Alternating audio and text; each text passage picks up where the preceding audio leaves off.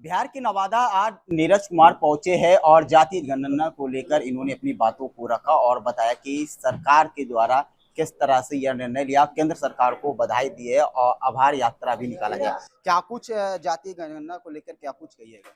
आजाद हिंदुस्तान में पहली बार मोदी है तो मुमकिन है, नीतीश है तो निश्चिंत है के बुनियाद पर बिहार ने जो रोशनी दिखाया, पूरे देश के अंदर जातिगत जनगणना कराने का निर्णय लिया गया। और ये इसलिए ये महत्वपूर्ण है कि जिन लोगों को केंद्र में काम करने का मौका मिला, चाहे वह लालू प्रसाद जी हो जो भ्रष्टाचार के कुल शिरोमणि हैं, कैदी नंबर 3351 के रूप में चिन्हित हैं, इसके अलावा कांग्रेस की सरकार हो या संपर्क की सरकार हो, किसी ने यह साहस नहीं किया कि जातिगत जनगणना हो। तो 56 इंच के प्रधानमंत्री ने ये अगर नीतिगत फैसला लिया है तो बधाई के पात्र, धन्यवाद के पात्र हैं। और हमारा राष्ट्रीय जनता दल से सवाल यह है कि माननीय नीतीश कुमार जी समता पार्टी के सांसद होने के नाते पार्लियामेंट में 1994 में जातिगत जनगणना की मांग कर रहे थे।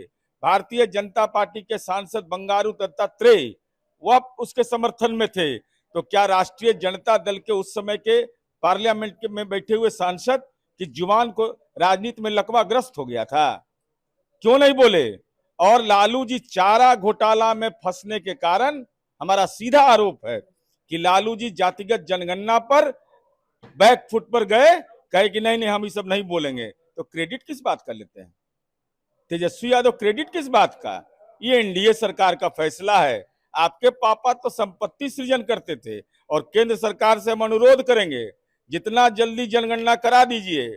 इस सब का जो संपत्ति है भ्रष्टाचारी सबका, दिल्ली बंबई में सब उद्भेदन हो जाएगा और देश की जनता जान जाएगी कि गरीबों का फर्जी मसीहा ही सब है। तेजस्वी यादव जश्न मनाते हैं और कांग्रेस जो है वो पोस्टर लगाती है जिसमें कहा जाता है कि झुक गए। पोस्टरबाजी भी चल रहा है, तो कैसे आप लोग अब बताइए, जो सीबीआई ईडी के न्यायालय में जाके कहता हो हुजूर हाजिर हैं, सर झुकाता हो, दूसरे के बारे में कह रहा है सर झुका रहे हैं हम। अरे तेजस्वी यादव जब जाते होंगे कोर्ट ते ही ना कहता होगा तेजस्वी यादव पिता लालू यादव हाजिर हो, ऐ सर झुकाता होगा। अभी कह रहा है कि हम सर झुकाते हैं। अरे सर उठा करके हम लोगों ने जातिगत जनगणना का फैसला लिया। और राहुल गांधी जी से मेरा सवाल है कि राहुल गांधी जी, कर्नाटका में आपकी सरकार क्यों नहीं जातिगत जनगणना का रिपोर्ट आज तक सार्वजनिक हुआ? 2011 की रिपोर्ट क्यों नहीं सार्वजनिक हुआ? यह बताइए, क्यों उसको आपने रोका?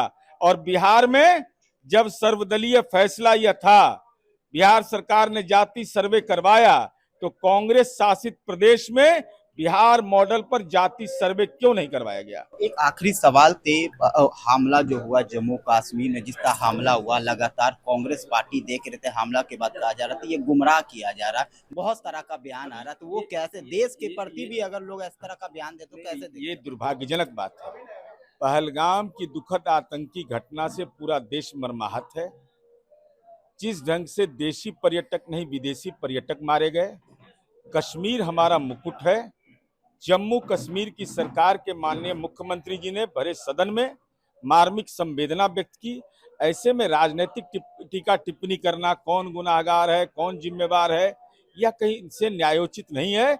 अभी पूरा देश संकल्पित है कि पाक प्रायोजित आतंकवाद को नस्ते नाबूद कर देंगे और हमारा सैन्य पुरुषार्थ इतना मजबूत है कि आगे आगे देखिए होता है क्या। एक सवाल ये है कि देश में रहकर अगर ऐसा ये लोग टिप्पणी करते तो दूसरे देश के लोग सवाल, तो ये लोग देश में रहकर ऐसा टिप्पणी क्यों करते हैं? तब ना राजनीतिक रूप से बीपीएल हो गया, सब हार रहा है। इसीलिए ना, देश पहले, राष्ट्रीय हित पहले, पार्टी हित उसके बाद। बिहार चुनाव में क्या रंग रहेगा?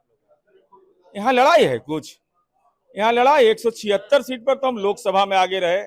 अरे तेजस्वी यादव राघोपुर से लड़िएगा कि नहीं घोषणा करिए। हिम्मत नहीं हो रहा है, हिम्मत नहीं हो रहा है राघोपुर से बोलने का। जहां जाइएगा वहां एनडीए का किला मजबूत मिलेगा। हमारे साथ नीरज कुमार बातचीत करने के लिए थे और इन्होंने तेजस्वी यादव को ललकारा है कि आप राघोपुर से चुनाव लड़के दिखाइए। नवादा से एबीपी न्यूज के लिए अमन।